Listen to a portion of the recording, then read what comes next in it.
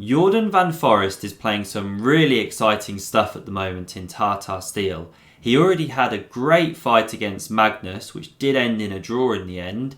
And in round 5, he was playing Shakhriyar Mamedyarov with the white pieces, and he was out for blood. So let's see what happened here. And if you love a daily chess video, do hit subscribe to never miss one. So Jorden goes in for this Ruy Lopez here with bishop to b5.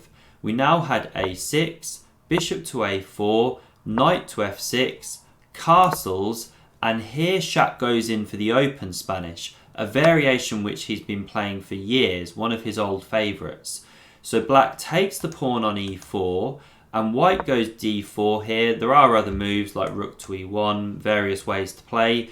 You're always going to win this pawn back as white, so it's only a temporary pawn sacrifice because black's king is in the middle here and you can't open things up too much. So we had pawn to b5, breaking the pressure on the knight.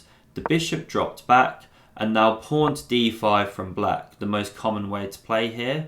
So white recaptures the pawn here, and now we had bishop to e6. All very standard stuff, holding this d pawn.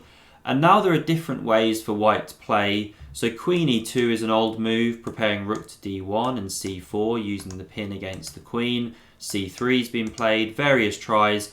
Jorden goes for a4, really nice idea, undermining the pawns on the queen side. Standard ideas for white in these structures. And after b4, he actually plays bishop to e3 developing, bishop e7, and now pawn to a5, a really nice idea. So he's instantly activating the rook if that pawn was ever taken, not that it can be taken right now. He fixes this pawn on a6, which could come under fire later, and sometimes there are ideas of activating the bishop like this as well. So we had castles from black, and now queen to d3, a really nice aggressive idea, looking in this direction down towards the king, also looking at this pawn. And Jorden plays it before developing the knight to d2 so that the queen is then outside of that knight. But it does allow black to go knight to c5, hitting these two, and so white is forced to chop here. The bishop recaptures, and so Shak has the bishop pair. But what Jordan's going for here is an aggressive attack against the black king. And a lot of this stems from the fact that he has this nicely placed pawn on e5, cramping the black king. There's no knight on f6, so there's lots of attacking ideas here.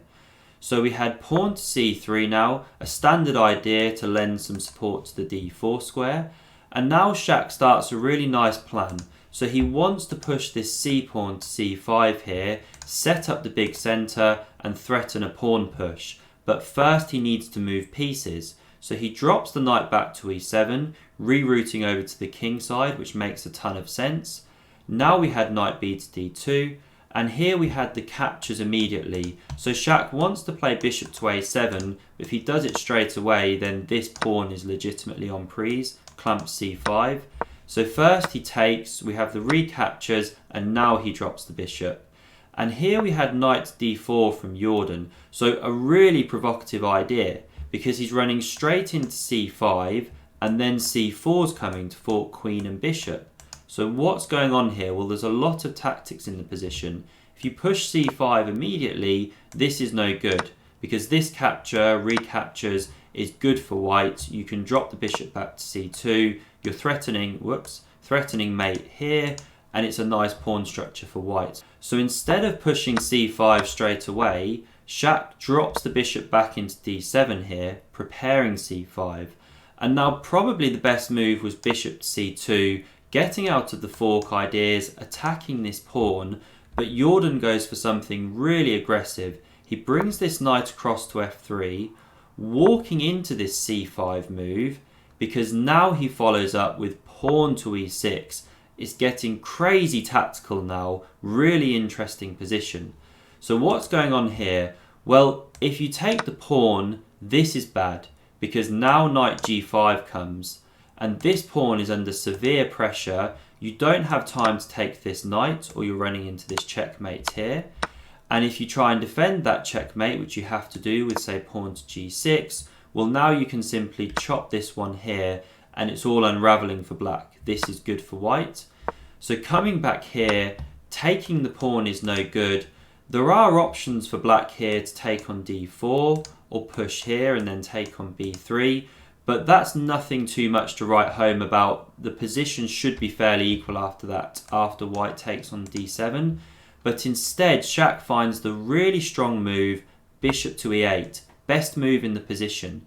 So you preserve the bishop, and you also prepare to take back here and lend support to e6.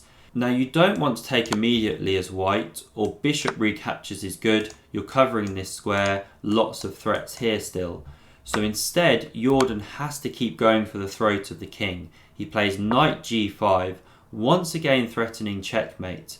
So Shak blocks that with pawn to f5 here, best move in the position. And now Jorden follows up with knight into f7. He could have tried queen h3 here as the best move. We could have had a line like h6, knight into f7, and after captures, rook captures, knight to e6, the queen can drop into d6 here, the rook can come to e1, but black has the better of it with these monster pawns in the centre, and this bishop could soon get blocked out of the game. So I can see why Jorden didn't go for this. Instead, he tried to mix it up in a different way here. After this move of f5, he went knight to f7 immediately. So you don't want to take with the bishop here, because after recaptures with check, pawn takes, this is now good for white. You're solving your problems. So instead of this, Shak plays the strongest move in the position, which is rook captures.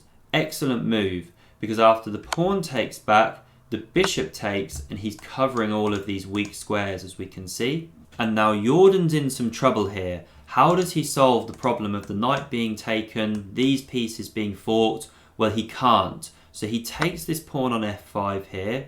Shak pushes c4, and now the bishop takes that pawn, which is the best move.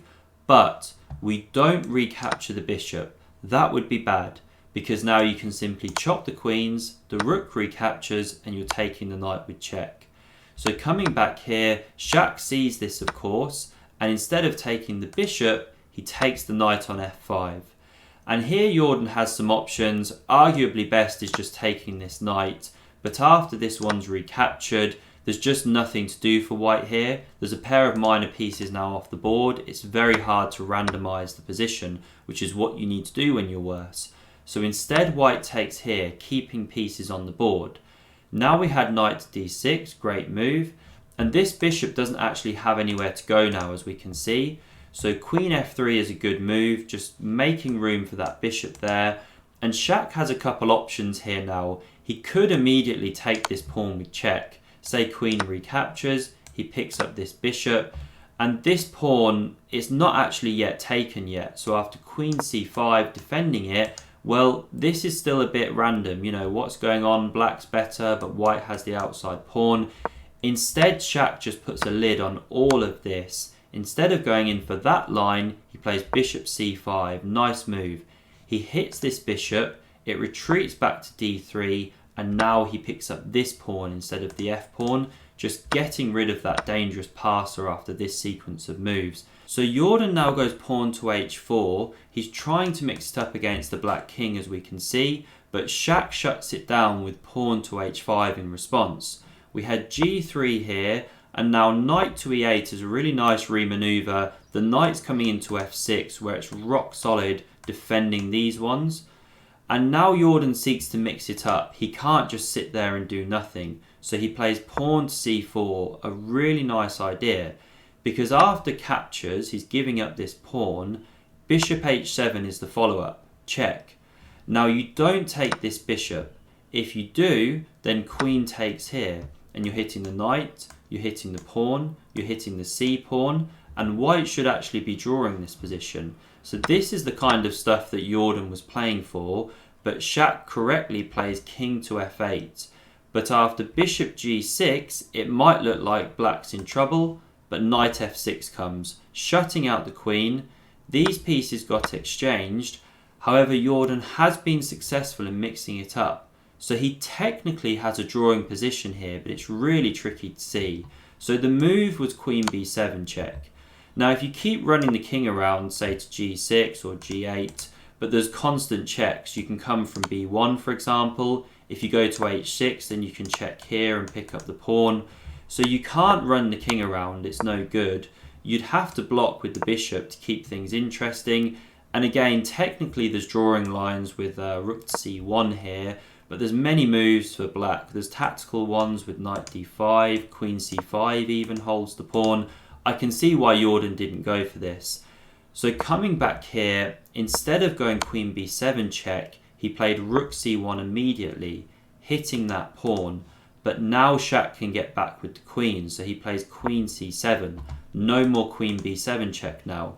And you can't take the pawn, or you're running into this standard tactic with the discovery. So coming back here, in this position we had king g2 because of that tactic, but bishop to d4 now from Shak, and you can see he's just getting his house in order, and this pawn is going to decide the game.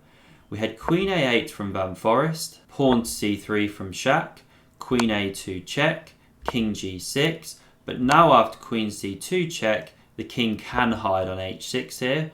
So queen d3 hits the bishop, but now queen b7 check comes, and if you try and come on to say g1, well, queen e4 is a really powerful move. You're quite happy to swap queens here when this pawn will be going through. So instead we had pawn to f3, but now queen b2 check, rook to c2, and queen b1. White is just tied up in knots here. You can't take the bishop or you lose your rook, and there's really not so much that white can actually do. They're getting a bit zugzwanged. So we had queen to f5, holding on to the rook, but now simply bishop to e3 came, king to h3, and now queen d1 was actually the final move of the game. White is just all tied up in knots. There's tons of checking threats. There's not really much to be done. Say you tried, I don't know, pawn to g4 here, going for the black king. Well, now you can check here, king to g3, and you can simply take here. If the pawn recaptures, knight e4 check is an absolute killer. If you enjoyed this game, then do hit here to subscribe to the channel, and to see another amazing Tata Steel game, click here. Thanks very much for watching. See you soon.